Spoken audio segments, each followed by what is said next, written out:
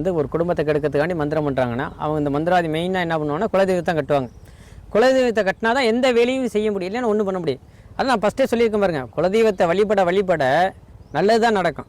அந்த குலதெய்வத்தை வழிபடலைன்னா தான் அந்த செய்வனை வைக்கிறவெல்லாம் டக்குன்னு நம்மளை தாக்கிறோம்.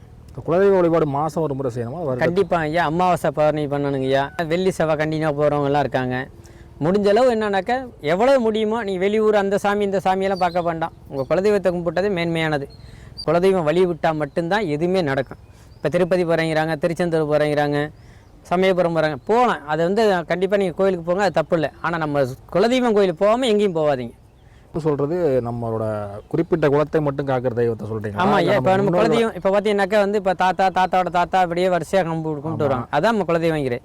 அதை நம்ம வந்து வழிநடியாக வந்து பார்த்தீங்கன்னா இப்போ நம்ம இருக்கோம்னா அடுத்தடுத்து நம்ம பிள்ளைங்களுக்கு நம்ம பேர பிள்ளைங்க அந்த சாமியை சொல்லி கொடுத்து அதை கோயில் அப்போ இப்போ கொண்டு காமிச்சு அங்கே சாமி முட்டத்திட்டாலே பெரிய பிரச்சனைகள்லாம் நமக்கு தாகும்.